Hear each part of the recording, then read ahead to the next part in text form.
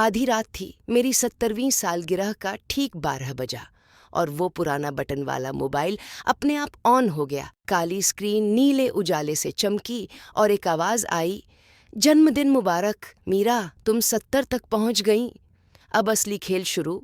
मैं डर से फोन गिरा बैठी। आवाज वही थी, मेरे पति अर्जुन की, 3 महीने पहले जिसकी चिता पर मैंने खुद कंधा दिया था। अगर आपने भी कभी घर में ऐसी छल कपट या लालच देखा है तो कमेंट में बताइए आप क्या करते। चैनल को सब्सक्राइब करिए। आपके एक क्लिक से हमारी ऐसी सच्ची कहानियां और लोगों तक पहुंचती हैं। अब सुनिए कि इस आवाज तक मैं पहुंची कैसे और क्यों।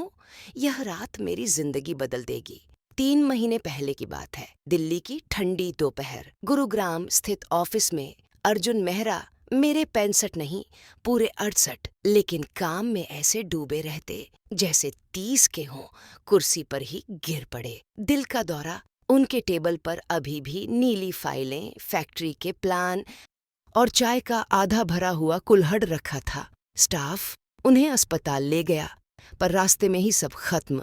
मेरे लिए अर्जुन सिर्फ कारोबारी नहीं थे, मेरे 4.5 दशक के साथी थे। पर श्मशान के धुएं से भी तेज धुआं मेरे बच्चों की आंखों की भूख में उठ रहा था। अंतिम संस्कार के बाद घर आकर रस्में हुई। घर में गेंदा और अगरबत्ती की गंध भरी हुई थी। मेरा बड़ा बेटा करण हर किसी को फोन करके मीटिंग सेट कर रहा था। मुंह से बोलता पापा के लिए प्रार्थना और उंगलियां वकील को कॉल कर रही। बेटी रिया काले सूट में, माथे पर एक भी आंसू नहीं, बस टैबलेट में दस्तावेज स्क्रॉल करती रही। छोटा आदित्य कमजोर दिल का मुंह लटकाए बैठा, पर उसकी भी निगाहें बार बार छाबियों और फाइलों पर जाती।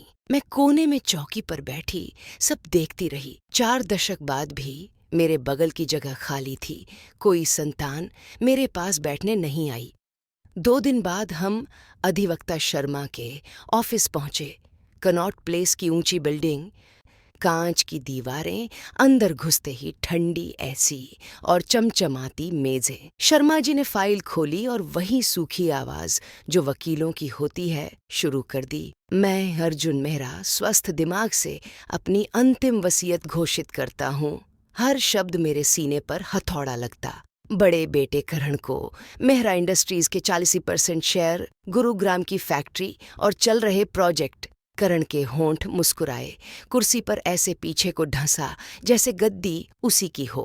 बेटी रिया को साउथ दिल्ली का मुख्य बंगला और उसके अंदर की सभी वस्तुएं। रिया ने ठंडी मुस्कान से ओके कर दिया, जैसे ऑनलाइन पेमेंट कंफर्म हो गया।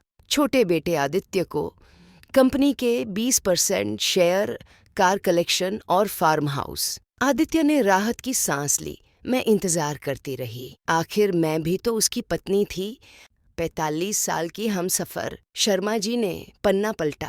मेरी तरफ देखना भी जैसे उन्हें मुश्किल लग रहा था। पत्नी श्रीमती मीरा मेहरा को मेरे निजी ऑफिस की दीवार में बने लॉकर से मेरा पर्सनल मोबाइल फोन, इसे किसी भी तरह से तोड़कर या जबरन खोलकर देखने की अनुमति नहीं। कमरे में पहले सन्नाटा हुआ, फिर हल्की सी खिलखिलाहट। करण हंस पड़ा। माँ को तो फोन मिला। रिया ने होंठ दबाए, कंधे उचकाए। डैड का मजाक था शायद। आदित्य ने भी बेमन से मुस्कुरा दिया। 45 साल बाद माँ को एक पुराना मोबाइल। करण बोला, माँ, कुछ तो आपने भी किया होगा कि पापा ने बस फोन छोड़ा। मेरा दिल जैसे किसी ने कसकर मोड़ा, शर्म से नहीं, असहायता से। एक और बात, शर्मा बोले, श्रीमती मीरा को बंगले में 30 दिन रहने की अनुमति है, उसके बाद घर खाली करना होगा। रिया ने फौरन कहा, माँ को इतने बड़े घर की क्या जरूरत, हम 15 दिन में शिफ्ट करवा देते हैं। उस शाम मैं अकेली अर्जुन के केबिन में गई। दीवार पर लगा बड़ा सा एब्स्ट्रैक्ट पेंटिंग हटाकर मैंने चाबी से लॉकर खोला। अंदर एक ही चीज, बटन वाला पुराना फोन, ठंडा भारी जैसे कोई पत्थर। मैंने ऑन किया। स्क्रीन पर हमारी शादी की तस्वीर आ गई। मैं फूलों की झालर में, वह सफेद शेरवानी में, चेहरे पर वही बेवकूफ सी खुशियां। फिर पासकोड, 6 खाली गोल दायरे, पासवर्ड डालिए। मैंने हमारी शादी की तारीख डाली। गलत उसका जन्मदिन, गलत बच्चों के जन्मदिन, सब गलत। 10 कोशिशों के बाद लाल अक्षर, बहुत अधिक प्रयास, 30 मिनट बाद फिर प्रयास करें। मैं उनकी चमड़े वाली बड़ी कुर्सी पर ढह गई। वह कुर्सी आज भी उनके इत्र और फाइलों की खुशबू से भरी थी। मेरी आंखों से बरसों का पानी निकल आया। श्मशान पर नहीं रो पाई थी, वसीयत में नहीं रो पाई थी, लेकिन इस फोन के सामने मैं टूट गई। 30 मिनट बाद फिर कोशिश। हम पहली बार कब मिले थे? गलत। पहली कार के नंबर? गलत। हर गलत के साथ इंतजार का समय 2 गुना, 30, 60, 120 मिनट। रात तक फोन ने मेरे प्रयासों को बंद कर दिया। 20 मिनट बाद मैंने फोन सीने से लगाकर कहा, अर्जुन, मुझसे ये क्यों कराया? कोई जवाब नहीं, बस स्क्रीन काली। अगले हफ्ते अपमान का सिलसिला शुरू हुआ। करण ने फर्नीचर का मूल्यांकन कराने आदमी भेजा। रिया इंटीरियर डिजाइनर के साथ घूमी और मेरे कमरे की अलमारी तक माप ली। माँ को बस कुछ कपड़े चाहिए, बाकी निकलेगा। आदित्य ने चुपचाप बंगले के बाहर नई कार स्टैंड पर बेच दी। कैश चाहिए था माँ, कंपनी में काम अटक रहा था। मेरी 45 साल की गृहस्थी 8 डिब्बों में भरकर ट्रक पर चली गई। मुझे लक्ष्मी नगर की एक छोटी सी एक कमरे की रेंटेड जगह दे दी गई। टूटी दीवारें, छोटा सा किचन, बाथरूम में टंकी टपकती। 6 महीने का किराया हम देंगे, करण बोला। उसके बाद आप मैनेज कर लें।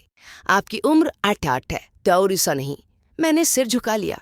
अंदर एक आवाज बोली, मीरा, तू टूटी नहीं है, तू थकी है, पर उठना तुझे ही है। रात में मैं पुराने फोन को फिर ऑन करती। हर बार गलत पासवर्ड, हर बार इंतजार। भूख लगती तो 2 रोटी और नमक, ब्लड प्रेशर की गोली कभी खाती, कभी छोड़ देती। बच्चे फोन नहीं उठाते। पड़ोस की बुआ कहती, बहू बेटे व्यस्त होंगे।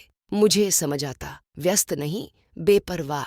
ये कहानी सुनते हुए एक बात याद रखिए, घर में पासवर्ड, दस्तावेज, बैंक की जानकारी एक ही व्यक्ति के सिर पर मत छोड़िए। पति पत्नी दोनों को बुनियादी बातें पता होनी चाहिए। कौन सा अकाउंट कहाँ है, किसकी नॉमिनी कौन है, घर किस नाम पर और संकट में किसे फोन करना है। औरत का स्त्री धन उसका अधिकार है, कोई एहसान नहीं। मैंने ये बातें पहले क्यों नहीं सीखी? क्योंकि मैं हमेशा घर चलाने में लगी रही और बेटों बेटी की पढ़ाई, शादी, कारोबार के बीच अपने को भूलती गई। तीसरे हफ्ते की रात, दरवाजे पर जोर जोर से दस्तक।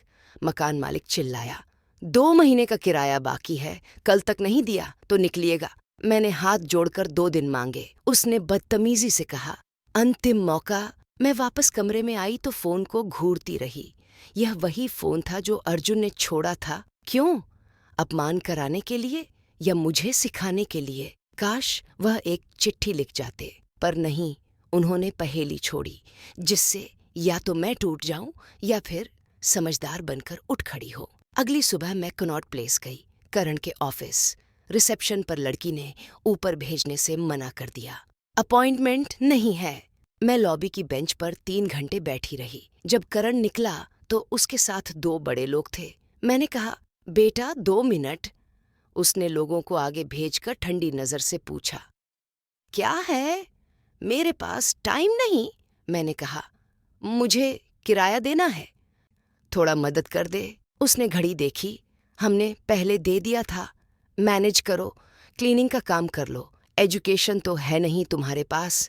70 तक लोग दुकानें चलाते हैं। मेरे अंदर कुछ टूटकर फिर जुड़ गया। मैंने सोचा, आज मदद मिल भी गई तो कल फिर दरवाजा खटखटाना होगा। नहीं, अब नहीं। मैंने उससे कुछ नहीं कहा, बस वापस मुड़ गई। रास्ते में छोटे छोटे बच्चों को स्कूल यूनिफॉर्म में देखा। मुझे अपनी बेटी रिया का चेहरा याद आया, जो अब अपने नए बंगले के पर्दे चुन रही थी। क्या मैंने सच में बच्चों को प्यार करना सिखाया था या सिर्फ लेना? रात में मैंने फोन को फिर ऑन किया। लॉकर स्क्रीन पर 6 दायरे। मैंने आंखें बंद की। अचानक दिल में एक तारीख उभरी, हमारी शादी का दिन। पर वो तो मैं कई बार डाल चुकी थी। पर उस दिन मेरी उम्र 25। उंगलियां चल पड़ी। 0, 8, 2, 3, 2, 5, 6। स्क्रीन एक क्षण को झिलमिलाई, फिर हरे रंग की रेखाएं घूमी, पर नहीं। फोन ने पहले के लॉक की गिनती याद रखी थी। बहुत प्रयास। 30 दिन बाद, यानी अब फोन 1 महीने तक खुल ही नहीं सकता। मैं हंस दी, ऐसी हंसी जो रोने से भी ज्यादा दर्द करती है। उसी समय दीवार से टपकते नल की आवाज तेज हो गई। मैं चुपचाप बिस्तर पर बैठ गई और सोचा, अगर अर्जुन जिंदा होते तो क्या कहते। शायद, डरो मत मीरा, इंतजार भी परीक्षा होती है। इन दिनों में मैंने एक काम शुरू किया। मैंने अपने पास पड़े हर कागज को समझना शुरू किया। बैंक पासबुक की जेरोक्स, पैन, आधार, बीमा पॉलिसी, जो कुछ मिला सब फोल्डर में क्रम से रखने लगी। खुद को सिखाने लगी, जो बात मैं बहू बेटे पर छोड़े बैठी थी वह मेरा ही ज्ञान होना चाहिए था। पड़ोस की रिंकू दीदी ने बताया, जिला विधिक सेवा प्राधिकरण से मुफ्त कानूनी सलाह मिलती है। महिला हेल्पलाइन पर बात की जा सकती है और वृद्धजन पेंशन जैसी योजनाएं हैं। मैंने नंबर नोट कर लिए। यह कहानी सुन रहे सभी बड़ों को मेरी एक विनती, अपनी फाइलें बनाइए, पासवर्ड लिखकर सुरक्षित रखिए और अपने नाम से थोड़ी सी बचत जरूर रखिए। सम्मान तभी टिकता है जब आत्मनिर्भरता साथ हो। दिन बीतते रहे, बच्चे बेहिसाब खर्च करते रहे। सोशल मीडिया पर रिया के नए ड्राइंग रूम की तस्वीरें आईं, इटालियन मार्बल, मॉडर्न चैंडेलियर, और मैं अपने एक चूल्हे पर दाल उबालती रही। आदित्य ने क्लासिक कारें बेच डाली। कैश चाहिए था। करण ने फैक्ट्री में नया लोन ले लिया, उच्च ब्याज पर। मैं देख सकती थी, कितना भी सोना हो, लालच उसे मिट्टी बना देता है। फिर आया वह दिन, मेरे कमरे के बाहर मकान मालिक के कदमों की आहट, हाथ में नोटिस। उन्होंने कागज थपथपाया, कल तक नहीं दिया तो ताला लग जाएगा। मैंने दरवाजा बंद किया और ठंडी फर्श पर बैठ गई। फोन मेज पर रखा था, निर्जीव, काला, पर उस कालेपन में मुझे अपने पति की झलक दिखी। मैंने फोन उठा लिया। अर्जुन, अगर सच में तुमने मेरे लिए कुछ छोड़ा है तो अब समय आ गया है, मुझे कोई संकेत दो। रात ढलने लगी। घड़ी ने 11:55 दिखाए। कमरे में बस एक बल्ब था जो हल्का हल्का टिमटिमा रहा था। मैंने चूल्हे पर दूध चढ़ाया। आज चाय पीने का मन था। उबलते हुए दूध की खुशबू से कमरा कुछ अपनापन सा महसूस करने लगा। मैंने खिड़की से बाहर देखा। गली में कुत्ते भौंक रहे थे। कहीं दूर से ट्रेन की सीटी आई। तभी मेज पर रखा फोन बहुत हल्का सा कंपन हुआ, जैसे कोई सोते बच्चे को धीरे से जगाए। स्क्रीन पर पहले तो तारीख चमकी, फिर कैलेंडर का एक छोटा सा निशान किसी अनजानी चमक से हरा हो उठा। मैंने धड़कते दिल से उसे छूना चाहा, पर उंगली आधे रास्ते पर रुक गई। डर था, यदि यह सपना निकला तो, अगर फिर से 30 दिन का जाल दिखा दिया तो। मैंने गहरी सांस ली। स्क्रीन पर उस छोटे से आइकन के नीचे एक और बिंदु उभरा, जैसे किसी ने अदृश्य स्याही से लिखा हो, कृपया प्रतीक्षा करें। और फिर अंधेरे कमरे में एक कोमल सी धुन बज उठी, वही धुन जो अर्जुन अपने पुराने फोन पर अलार्म में रखते थे। मेरा गला सूख गया। मैं कुर्सी पर बैठ गई। दोनों हथेलियां कांप रहीं। घड़ी ने 12 बजाए। Done done done. स्क्रीन अचानक नीले से सुनहरी हुई और बीच में एक लाइन लिखी, जन्मदिन मुबारक मीरा। नीचे छोटा सा बटन। सुनो, मेरी उंगली बटन तक पहुंची ही थी कि दरवाजे पर तेज दस्तक हुई। मकान मालिक, मीरा जी, कल सुबह आखिरी मौका, पैसे नहीं हुए तो। उसकी आवाज धमकी बनकर हवा में तैर गई। मेरी नजर फिर स्क्रीन पर लौटी। सुनो, क्या मैं अब भी दबाऊं? बाहर धमकी, अंदर रहस्य। मेरी सांस अटक गई। मैंने आंखें बंद कीं। अर्जुन के नाम में धीमे से कहा, अब जो होगा सबके सामने होगा। और ठीक उसी पल फोन ने खुद ब खुद क्लिक किया। स्पीकर ऑन हुआ और वही आवाज आई, बहुत साफ, बहुत अपनेपन से, मीरा, तुम तैयार हो ना? यहीं रुकते हैं। अगली कड़ी में मैं आपको बताऊंगी कि उस आवाज ने पहली बात क्या कही और क्यों मेरे जीवन का हिसाब किताब उसी रात बदल गया। उस रात फोन अनलॉक होते ही मेरी दुनिया बदल गई। स्क्रीन पर मेरे नाम के कागजात थे, मकान, दुकानें, किराए की आमदनी, सब कुछ छुप कर मेरे नाम। सुनना शुरू करने से पहले कमेंट में बताइए आप किस शहर से सुन रहे हैं, और अगर ऐसी कहानियां आपको सीख देती हैं तो चैनल को अभी सब्सक्राइब कर दीजिए, बेल दबाइए। मैंने गहरी सांस ली। मेरी उंगलियां कांप रही थीं, पर दिमाग एकदम साफ था। महीनों की बेइज्जती, खाली जेब, अधूरी नींद, सब कुछ एक पल में बेमानी लगा। पर मैंने खुद से कहा, खुश होना बाद में, पहले समझदारी। मैंने सारी फाइलें फिर से खोलीं। हर दस्तावेज स्कैन में साफ दिख रहा था। रजिस्ट्री नंबर, तारीख, गवाहों के साइन, नोटरी की मुहर। नीचे एक छोटा सा नोट था, सिर्फ भरोसेमंद वकील से ही बात करना। फोन के कॉन्टैक्ट में एक ही नंबर सेव था। मैंने हिम्मत करके कॉल किया। आवाज आई, स्थिर और भरोसे वाली। नमस्ते, क्या आपने कॉल कर ही लिया? मैं वही व्यक्ति हूँ जिसे आपके पति ने सबसे अंत में भरोसा दिया था। आप घबराइए मत, जो भी कागज आपके फोन में हैं सब वैध हैं। बस आप अभी किसी को कुछ बताइए मत, खासकर बच्चों को नहीं। मैंने पूछा, पर मेरा किराया कल आखिरी तारीख है। मकान मालिक ने नोटिस चिपका दिया है। वे बोले, मैं आपकी ही रकम से 2 महीने का किराया भेज रहा हूँ। ये दान नहीं, आपकी कमाई है। आज से आप खुद के लिए खड़ी हैं। इतना सुनकर मेरी आंखें भीग गईं, पर मैंने फोन दूर रख दिया। रोना बाद में। मैंने घर के कोने में बैठकर एक नीली फाइल निकाली, पुरानी, छींटेदार। उसके ऊपर बड़ा सा सफेद कागज चिपकाया और लिखा, नई जिंदगी। अंदर पहला पन्ना रखा। आज की तारीख मैं डर कर नहीं, समझ कर चलूंगी। सुबह सवेरे बैंक गई। काउंटर पर लड़की ने कहा, आधार, पैन, 2 फोटो। पहले मैं ऐसे कागजों से डरती थी। आज मैं सीधी नजर से बोली, ये लीजिए, साथ में मोबाइल नंबर अपडेट कीजिए और SMS अलर्ट चालू कर दीजिए। कोई भी डेबिट क्रेडिट तुरंत पता चलना चाहिए। यह छोटी सी बात लगती है, पर यहीं से आत्मनिर्भरता शुरू होती है। अगर आप घर में अकेले हैं तो बैंक मैसेज आपकी आंखें हैं। घर लौटकर मैंने किराया चुकाया, रसीद ली और एक और पन्ना नीली फाइल में जोड़ा। कभी बिना रसीद पैसे मत देना। दोपहर को मैंने अपने शहर की सरकारी वेबसाइट खोली। भूमि अभिलेख, जमीन ऑनलाइन रिकॉर्ड। जिस प्रॉपर्टी के पेपर फोन में थे, उनके खसरा खतौनी, सर्वे नंबर मैंने खोजे। एक एक एंट्री नोट की। अगर आप सुन रहे हैं और आपके पास भी कोई पुरानी रजिस्ट्री है, तो याद रखिए, आप ऑनलाइन एनकम्ब्रेंस सर्टिफिकेट से पता कर सकते हैं कि संपत्ति पर कोई कर्ज तो नहीं। यह ज्ञान किताबों में नहीं, ठोकरों में मिलता है, पर मिल जाए तो जिंदगी भर काम आता है। शाम को दरवाजे पर दस्तक हुई। सामने मेरा बड़ा बेटा, वही तेज आवाज, वही तिरछी मुस्कान। माँ, अंदर आ सकता हूँ?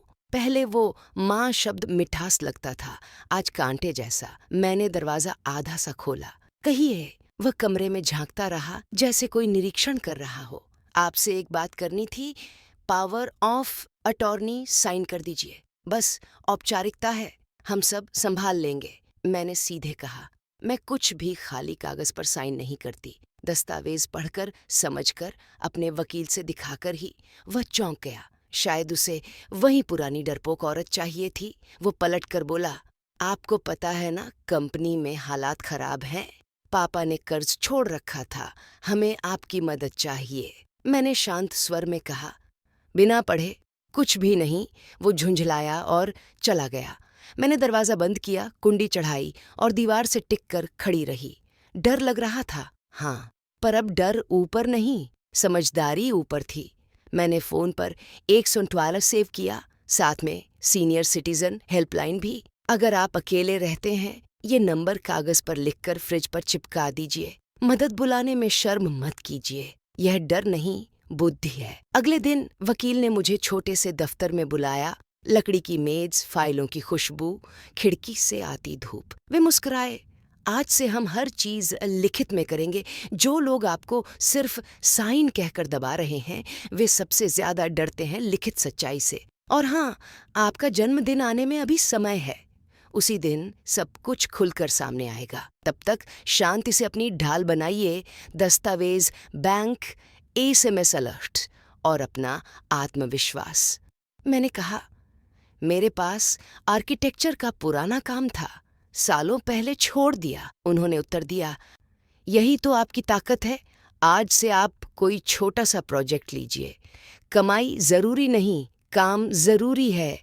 काम मन को सीधा करता है। बाहर आते हुए मैंने मोबाइल पर नोट बनाया, हर दिन एक काम मेरे लिए। मैंने अपने मोहल्ले के मंदिर के बाहर एक पुरानी सी बेंच पर बैठकर सोचा, मैंने कितने साल दूसरों की जरूरतों में खुद को भूलाया। आज उसी भूल को सुधारना है। घर लौटकर मैंने एक विज्ञापन लिखा, होम प्लानिंग, छोटे नवीनीकरण, कम खर्च में बेहतर जगह। नीचे अपना नया नंबर और साफ शर्त, एडवांस नहीं, स्टेज वाइज पेमेंट, सब कुछ रसीद से। यह शिक्षा मैं दूसरे को भी देना चाहती थी। बिना रसीद के उधार प्यार बनता है और रसीद के साथ भरोसा। 3 दिन बाद पहली कॉल आई। एक विधवा दीदी छोटे फ्लैट का किचन सुधारना चाहती थी। मैं खुद माप तौल के लिए गई। टेप, पेंसिल, कागज सब खुद ले गई। वे बोली, बिटिया तुम तो मेरी उम्र जितनी ही लगती हो। मैंने मुस्कुराकर कहा, और मेरी हिम्मत आपकी उम्र जितनी। हम दोनों हंस पड़ी। मैंने सादा सा नक्शा बनाया, तोड़ फोड़ कम, उपयोग ज्यादा। उन्होंने तुरंत 20% एडवांस बैंक ट्रांसफर से दिया। मेरे मोबाइल पर पिंग हुआ। वह पिंग किसी मंदिर की घंटी से कम नहीं था। आत्मगौरव की आवाज। उसी शाम छोटा बेटा आया, आंखें झुकी, आवाज हल्की, माँ मैं गलत था, पर मेरे पास कोई रास्ता नहीं। उसके हाथ में फाइल थी, कंपनी के कर्ज, पेनल्टी, नोटिस। उसने कहा, अगर आप चाहें तो बस अस्थाई मदद। मैं जानती थी ये प्यार नहीं, मजबूरी थी। फिर भी मैंने उसे बैठाकर पानी दिया। देखो, मदद का मतलब ये नहीं कि मैं अपनी समझ खो दूं। चलो पढ़ते हैं। पहले ये मान लो, किसी भी कर्ज का हल पहले बातचीत, फिर लिखित समझौता और आखिर में ही पैसे। ये 3 सीढ़ियां हैं। हम पहली सीढ़ी से शुरू करेंगे। और हाँ, जो तुम चाहोगे वो नहीं होगा, जो सही होगा वही होगा। उसने सिर हिलाया, पर उसकी आंखों में अभी भी आसान पैसे की उम्मीद थी। मैंने मन ही मन तय कर लिया, बचपन की गलती मेरी थी। इस बार गलती नहीं, शिक्षा मिलेगी। रात को फोन की कैलेंडर एंट्री चमकी, जन्मदिन, पूरा सच खुलेगा। तारीख नजदीक आ रही थी। मैं हर दिन थोड़ा थोड़ा तैयारी करती, सभी दस्तावेज अलग अलग पारदर्शी फोल्डर में, हर फोल्डर पर चिट, रजिस्ट्री, किराया, बैंक, कानूनी नोटिस। अगर आप सुन रहे हैं, यह तरीका अपनाइए। दिमाग में घबराहट कम होती है और सामने वाला देखता है कि आप तैयार हैं। एक सुबह मेरी बेटी आ गई, सुर्ख साड़ी, महंगा परफ्यूम और चेहरे पर वह पुरानी तिरछी मुस्कान। माँ, आपको पता नहीं है बड़े लोगों के काम कैसे होते हैं। वो पुराना फोन मुझे दे दीजिए, पापा के कुछ वीडियो होंगे, हम पब्लिक में डाल देंगे, लोगों की सहानुभूति मिलेगी। मैंने सीधा कहा, नहीं, उस फोन में जो भी है वह मेरे और मेरे पति के बीच है, किसी के लाइक व्यूज के लिए नहीं। वह बोली, आप अब भी भावुक हैं, बिजनेस दिमाग चाहिए। मैंने शांत स्वर में कहा, बिजनेस का पहला नियम, जिसकी चीज वही निर्णय। यह फोन मेरी चीज है और तुम मेरी बेटी हो, बेटी बनो, दलाल मत बनो। वह गुस्से में चली गई। उसके जाते वक्त मैंने दरवाजे के पीछे टंगी घंटी हिलती देखी, जैसे हवा ने भी सुना हो। भीतर एक डर था कि वो लौटेगी, साथ में किसी वकील, किसी पुलिस वाले के साथ। पर डर का मतलब भागना नहीं, तैयारी करना है। मैंने अपनी फाइल में एक और पन्ना जोड़ा, अगर कोई दबाव बनाए, DD entry, general diary, x द्वारा कॉल, पड़ोसी गवाह। यह सब लिखने से मन में हिम्मत आती है। इसी बीच मेरे पहले किचन प्रोजेक्ट की साइट पर काम शुरू हो गया। मैंने मजदूरों से साफ बोला, सेफ्टी पहले, ग्लव्स, मास्क, जूते सब अनिवार्य। खर्च मैं दूंगी, पर बिना सेफ्टी कोई काम नहीं। वे बोले, मालिक, लोग गुस्सा करते हैं जब हम सेफ्टी मांगते हैं। मैंने कहा, जब तक मैं मालिक हूं तुम सुरक्षित हो। शाम को दीदी ने मुझे चाय दी, बोली, तुमने पैसे से पहले इंसानियत दिखाई। मैं हंस दी, ये बस अपने पति की सीख है। काम अच्छा करो, नाम अपने आप अच्छा हो जाता है। कुछ रातें ऐसी भी आईं जब अकेलापन फिर से दरवाजा खटखटाता था। उन रातों में मैं फोन का वॉइस रिकॉर्डिंग खोलती, मेरे पति की वह आवाज, शांत, धीमी, जैसे कोई पुराने रेडियो पर भजन। तुम अकेली नहीं हो। मैं उस लाइन को बार बार सुनती और सोचती, हाँ, अब मैं अकेली नहीं हूँ। मेरे पास मेरा दिमाग है, मेरे पास मेरा काम है, मेरे पास मेरा सत्य है। जन्मदिन से 5 दिन पहले कंपनी के पुराने वकील का फोन आया। आवाज में हड़बड़ी, मैडम आप जरा दफ्तर आ जाइए, हालात बिगड़ रहे हैं, कोर्ट से समन आ चुके हैं, अगर परिवार एक साथ नहीं बैठा तो। मैं मुस्कुरा दी। अंदर कोई खलबली नहीं थी। बैठक होगी सर, मेरे जन्मदिन वाले दिन, तब सबके सामने सच मिलेगा, उससे पहले नहीं। उसने कुछ कहा, पर मैंने विनम्रता से कॉल बंद कर दी। जो लोग मुझे धकेल धकेल कर बाहर कर रहे थे, आज वे मुझे अंदर बुला रहे थे, पर मेरी शर्तों पर। अगली दोपहर मैं रसोई साइट पर गई तो देखा ठेकेदार लड़ रहा था, मैडम 2 बैग सीमेंट की कमी है, उधार दे दीजिए, कल एडजस्ट। मैंने अपनी फाइल से कॉपी निकाली। काम शुरू होने से पहले बीओक्यू तय हुआ था। एंट्री नंबर 7, सीमेंट 10 बैग, ठेकेदार की जिम्मेदारी। मैं उधार नहीं दूंगी, जो तय हुआ है वही होगा। वह बड़बड़ाया पर झुक गया। यह छोटी बात आपको बड़ी मुसीबत से बचाती है। कागज पर हर चीज लिखिए, हस्ताक्षर कराइए, फोटो खींचकर सेव कीजिए। शाम होते होते मेरा बड़ा बेटा फिर आया। इस बार साथ में 2 लोग, एक का चेहरा कठोर, दूसरा फाइल पकड़े। माँ, आखिरी बार समझा रहा हूँ, पावर ऑफ अटॉर्नी साइन कीजिए, वरना जो होगा अच्छा नहीं होगा। मैंने गहरी सांस ली। धमकी मत दो, कानून की भाषा में बात करो। अगर कर्ज है तो कागज लाओ, संख्या बताओ, किस बैंक से, किस तारीख का, ब्याज कितना, सब लिखकर। और याद रखो, मैं किसी दबाव में साइन नहीं करती। वह तमतमाया, दरवाजे पर हाथ पटका। मेरे भीतर का डर जैसे पत्थर बनकर नीचे बैठ गया। मैंने एक स्वारा पर उंगली रखी, पर कॉल नहीं की, क्योंकि वे आखिर में चुपचाप चले गए। दरवाजा बंद करके मैंने एक और पन्ना फाइल में जोड़ा। धैर्य भी ढाल है। रात को मैंने अपनी शिक्षा की सूची बनाई, जो बात मैं हर श्रोता तक पहुंचाना चाहती थी। वेन अपने दस्तावेज स्कैन करके डिजिटल और प्रिंट दोनों रूप में रखे। 2, बैंक में नॉमिनी अपडेट रखें, एसएमएस अलर्ट ऑन रखें। 3, किसी को भी खाली साइन किया हुआ पन्ना न दें, कभी नहीं। 4, पावर ऑफ अटॉर्नी समझकर ही दें, सीमा और समय लिखित रखें। 5, किसी भी संपत्ति का ऑनलाइन रिकॉर्ड देखना सीखें, भूमि अभिलेख, एनकम्ब्रेंस सर्टिफिकेट। 6, दबाव या धमकी पर तुरंत मदद बुलाए, 112 हेल्पलाइन, पड़ोसी गवाह। 7, अपनी कमाई का एक हिस्सा हमेशा आपातकाल लिफाफे में रखें। 8, और सबसे जरूरी, जो आपका है उसका सम्मान पहले आप करें, तभी दुनिया करेगी। जन्मदिन से 2 दिन पहले फोन में एक नई नोटिफिकेशन आई, जैसे मेरे पति ने पहले से टाइमर लगा रखा हो। स्क्रीन पर बस एक वाक्य उभरा, अगर कोई तुम्हें रोकने आए, कोड 270 दबाना। नीचे एक छोटा लॉक आइकन था। मैंने छेड़ा नहीं, मुझे पता था समय आने पर सब खुद खुलेगा, पर क्यूरियोसिटी तो थी ही। फिर खुद को समझाया, धैर्य, ये खेल तुम्हारी जल्दबाजी से नहीं, तुम्हारी स्थिरता से जीता जाएगा। अगले दिन सुबह सुबह मंदिर गई। घंटियां बज रही थीं, रोशनी नरम थी, हवा में चंदन की खुशबू। मैंने आंखें बंद की, मन ही मन कहा, मुझे ताकत नहीं, समझ दो, जीत नहीं, शांति दो। लौटते हुए मैंने सड़क किनारे एक छोटी लड़की को देखा, स्कूल का बैग पर चप्पल टूटी हुई। मैं पहुंची, उसकी चप्पल ठीक करवाई और बैग पर नाम पढ़ा, राधा। उसने सिर उठाकर मुस्कुराकर कहा, नहीं धन्यवाद। मैं हंस दी, तुम तो मुझसे भी अच्छी हिंदी बोलती हो। उस पल मुझे समझ आया, पैसा सब कुछ नहीं, पर सही जगह रखा जाए तो किसी की राह बदल सकता है। मैंने अपने लिए एक नियम बनाया, हर महीने कमाई का 10% किसी राधा जैसी बच्ची की पढ़ाई में लगेगा। यह दान नहीं, भविष्य में निवेश है, और यह नियम किसी भी अमीर नियम से बड़ा है। शाम को वकील का संदेश आया, कल सुबह 9 बजे आपकी सीट बीच में, बच्चों के सामने, जो भी कहना वही कहना, फोन साथ रखना।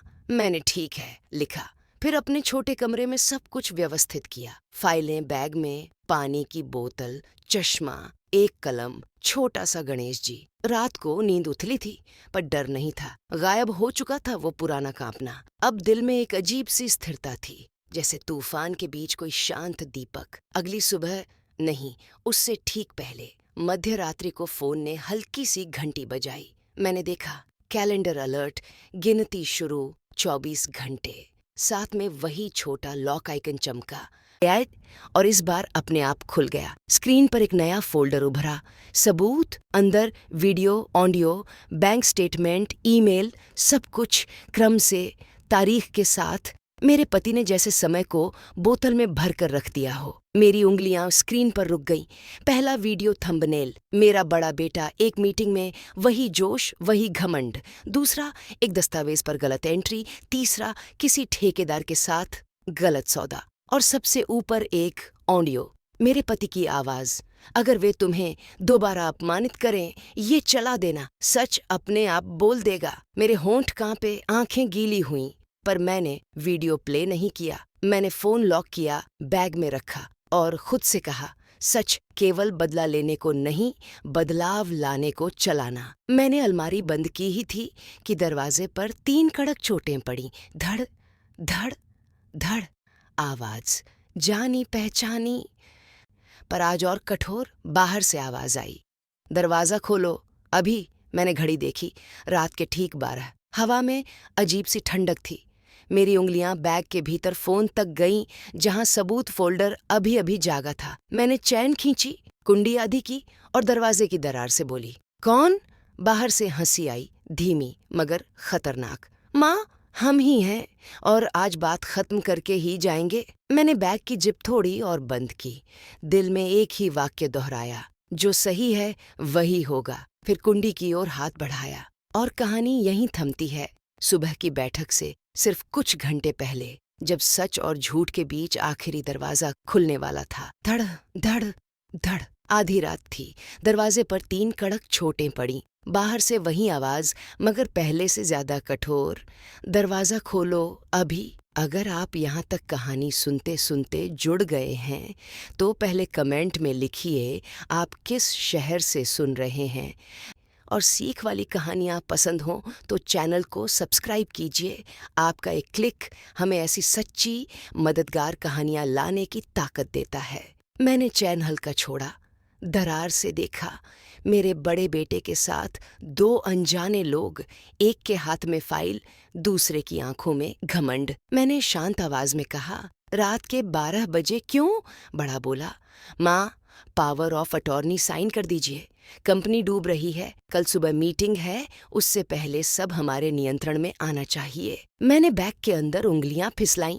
फोन में सबूत नाम का नया फोल्डर चमक रहा था। मैं चाहती तो उसी वक्त रिकॉर्डिंग चला देती, पर मैंने तय किया, सच का इस्तेमाल बदला लेने के लिए नहीं, बदलाव लाने के लिए करूंगी। मैंने दरवाजा जरा और खोला, मगर कुंडी लगी रही। कागज अंदर सरका दीजिए, मैं पढ़कर बताती हूँ। वे दबाव बनाना चाहते थे। दूसरा आदमी आगे बढ़ा, बोला, मैडम, समय नहीं है, बस साइन कीजिए। मैंने सीधी बात की, बिना पढ़े, बिना समझे, बिना वकील के, कुछ नहीं। और धमकी पर तो बिल्कुल नहीं। बड़ा तमतमाया, हाथ उठाकर बोला, समझ क्यों नहीं रही? मैंने उसी पल 112 डायल किया, स्पीकर पर रखा। ऑपरेटर की आवाज आई, लोकेशन शेयर कीजिए। मैंने फ्लैट नंबर बताया, फिर कहा, सीनियर सिटीजन हूँ, रात में जबरदस्ती साइन कराने आए हैं। जैसे ही ऑपरेटर ने कहा, टीम रास्ते में है, बाहर वाले सहम गए। मैंने पड़ोस के गेट पर खड़े गार्ड को भी आवाज लगाई। 2 मिनट में कॉरिडोर में 3 दरवाजे खुल गए। गवाह तैयार थे। बड़ा बेटा बड़बड़ाता हुआ पीछे हटा, ठीक है, सुबह बात करते हैं। उन्होंने सीढ़ियां उतरते हुए एक आखिरी नजर डाली, जिसमें गुस्सा कम और डर ज्यादा था। मैंने अंदर आकर चैन गिराई, पानी पिया और खुद से कहा, डर को बाहर छोड़ दिया, अब नींद अंदर बुलाओ। सुबह मैं नियत समय पर वकील के दफ्तर पहुंची। छोटा पुराना सा कमरा, पर खिड़की से आती धूप बहुत साफ थी। सामने 3 बच्चे बैठे थे, बड़ा अकड़ कम करके। बेटी आंखों के नीचे काले घेरे लिए, छोटा चुप। तीनों के पास फाइलें, मगर चेहरों पर भरोसा नहीं। वकील ने मीटिंग शुरू की। आज मैडम का 70वां जन्मदिन है। दिवंगत पति ने आज के दिन के लिए कुछ विशेष निर्देश छोड़े हैं। बड़े ने जल्दबाजी में कहा, पहले कंपनी की बात करिए, हम बर्बाद हो रहे हैं। वकील ने शांत स्वर में कहा, कंपनी के कर्ज, पेनल्टी, गलत कॉन्ट्रैक्ट सब फाइल में हैं। पर मैडम की फाइल इससे अलग है। उन्होंने मेरी तरफ एक मोटा लिफाफा बढ़ाया, रंगीन टैब लगे हुए। ये क्या है? मैंने पूछा। वकील बोले, पिछले 15 सालों में बनी आपकी संपत्तियां, किराए की इमारतें, छोटे छोटे शॉपिंग कॉम्प्लेक्स, कुछ औद्योगिक शेड, सब वैध, सब आपके नाम।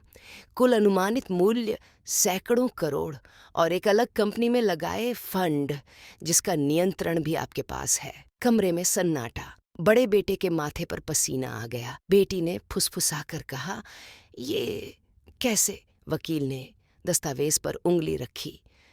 कानूनी तरीके से, समय रहते, शांत दिमाग से। और एक बात, इन संपत्तियों का किसी भी पारिवारिक कर्ज से कोई संबंध नहीं। इन्हें कंपनी के घाटे में गिरवी नहीं रखा जा सकता। मैंने फोन बैग से निकाला। स्क्रीन पर सबूत वाला फोल्डर खुला था। वकील ने सिर हिलाकर कहा, इसे चलाने की जरूरत पड़ेगी तो मैं संकेत दूंगा, अभी शब्द ही काफी हैं। मैंने तीनों बच्चों को देखा। सालों की यादें आंखों के सामने आईं। बुखार की रातें, स्कूल के पहले दिन, टूटे खिलौने, टूटी उंगलियों पर लगाई दवा। फिर वही यादें बदलकर पिछले महीनों की बनी। खाली थाली, नोटिस, धक्के, अपमान। मेरे गले में गांठ सी बन गई। पर आज फैसला करना था, क्रोध से नहीं, समझ से। बेटी बोल पड़ी, माँ, आप जानती हैं हम गलत नहीं थे। हमें लगा आप कमजोर हैं और हमें लगा पैसा हमें चलाना चाहिए। छोटा धीरे से बोला, माँ माफ कीजिए। बड़ा अब भी चुप था। वकील ने कहा, आज मैडम जो भी बोलेंगी लिखित रिकॉर्ड पर होगा। मैंने पानी पिया और साफ साफ कहना शुरू किया। पहला, मैं कंपनी के कर्ज नहीं चुकाऊंगी। दूसरा, मैं किसी खाली कागज पर साइन नहीं करूंगी। तीसरा, अगर तुम तीनों सच में बदलना चाहते हो तो एक एक करके सुनो। मैंने उंगलियों पर गिनना शुरू किया ताकि बात सरल रहे। 1, तुम्हें 6 महीने की वास्तविक नौकरी करनी होगी, किसी और के अधीन फिक्स्ड इनकम पर, चाहे छोटी ही क्यों न हो। साबित करो कि काम कर सकते हो। 2, हर महीने कम से कम 20 घंटे समाज सेवा, बुजुर्गों की मदद, स्कूल लाइब्रेरी, राशन किट, किसी भी अच्छे काम में।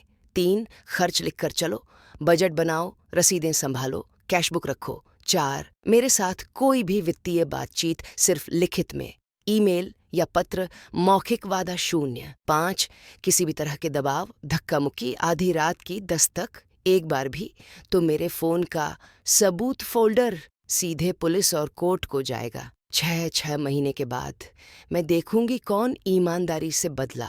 फिर तय होगा मदद का स्वरूप, कर्ज नहीं, निवेश या स्कॉलरशिप जैसा, स्पष्ट शर्तों के साथ। छोटे ने तुरंत कहा, मैं तैयार हूं। बेटी ने होंठ काटे, आंखें झुकी, मैं कोशिश करूंगी। बड़ा चुप रहा। उसकी आंखों में चोट खाए अहंकार की टीस थी।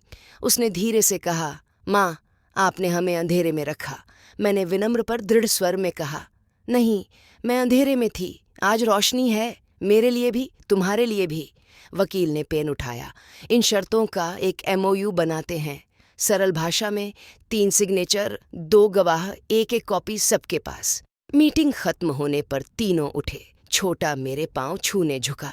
मैंने उसे रोका, पांव नहीं, अपने कदम देखो, वे किस दिशा में जाते हैं। बेटी ने आकर गले लगाया, रो पड़ी, माँ, मैं रोज आपसे बात करूंगी, पर काम के बाद। मैंने मुस्कुराकर कहा, सिर्फ काम के बाद नहीं, काम के दौरान भी।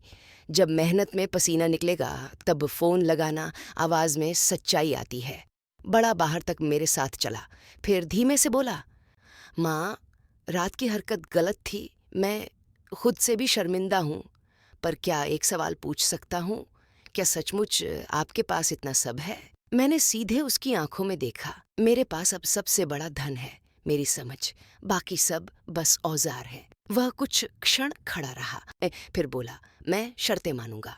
उस शाम मैं घर लौटी तो हवा हल्की लग रही थी। मैंने नीली फाइल में नया पन्ना जोड़ा, हमदर्दी और हद दोनों साथ।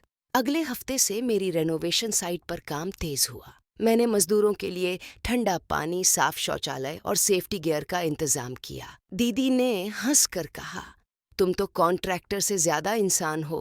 मैंने जवाब दिया, इंसानियत हमारा ब्रांड है। इंस्टॉलेशन के दिन दीदी ने नए किचन में पहला चूल्हा जलाया। हल्की सी भनक की आवाज और दीवार पर लाइट की पड़ी परछाई।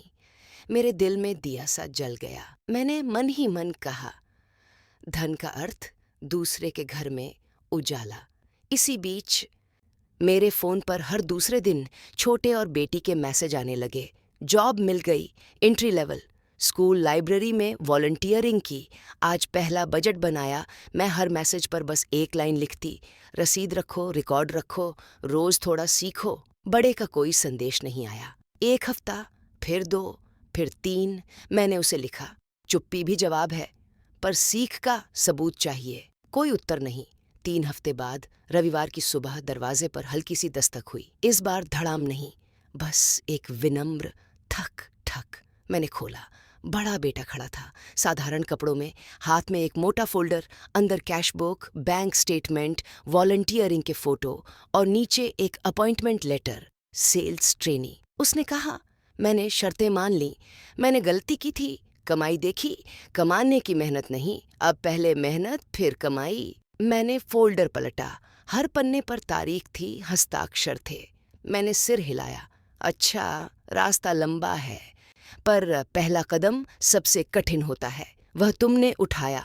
कुछ ही दिनों में मेरी छोटी सी कमाई से एक और छोटा काम शुरू हुआ। हर महीने राधा जैसी किसी एक बच्ची की फीस, किताबें और जूते। मैंने उसे नाम दिया। दिया फंड, रसीदों का अलग फोल्डर और फ़ोन में एक रिमाइंडर। हर महीने किसी एक घर में रोशनी। मैं आपको भी एक सरल नियम देना चाहती हूँ। कमाई का 10% भविष्य खाते में रखें। किसी बच्चे की पढ़ाई, किसी बुजुर्ग की दवा, किसी मजदूर के सेफ्टी गियर में। पैसा वहीं असली ताकत बनता है जहाँ वह किसी के सपने को आगे धकेलता है। 1 महीने बाद वही वकील फिर बुलाते हैं। कंपनी ने अंततः दिवालियापन की प्रक्रिया शुरू की। तीनों बच्चे साथ आए, मगर इस बार हवा अलग थी। कोई घमंड नहीं, कोई परफ्यूम की तीखी गंध नहीं, बस कागज, पेन और सच्चाई। कोर्ट के बाहर हमने चाय पी। छोटा बोला, माँ, क्या कभी फिर से परिवार जैसा बन पाएगा? मैंने कहा, परिवार खून से नहीं, कर्म से बनता है। तुम तीनों कर्म से परिवार बनाओ। बेटी बोली, मैं स्कूल लाइब्रेरी की स्थायी वॉलंटियर बन रही हूँ, हफ्ते में 2 दिन। मैंने मुस्कुराकर कहा, तुम्हारी आवाज में भरोसा आ रहा है, यही असली मेकअप है। अब मेरी बारी थी अपने लिए। मैंने शहर के बीचों बीच एक छोटा सा स्टूडियो लिया। नया घर, डिजाइन, मेरा नया काम। दीवार पर 4 फ्रेम, पहला मेरा पुराना आर्किटेक्चर सर्टिफिकेट, दूसरा पहली क्लाइंट की रसीद, तीसरा दिया फंड की पहली फीस की रसीद, चौथा एक खाली फ्रेम, उसमें मैंने एक सफेद कागज रखा और लिखा, आज मैं अपने लिए भी जरूरी हूँ। जो लोग स्टूडियो में आते, मैं उन्हें वही सरल बातें बताती जो मैंने सीखी। दस्तावेज स्कैन करिए, नॉमिनी अपडेट रखिए, खाली कागज पर साइन मत करिए, हर बात लिखित में, और मेहनत से कमाए हर रुपए का सम्मान करिए। कई लोग कहते, मैडम, ये तो बहुत बेसिक बातें हैं।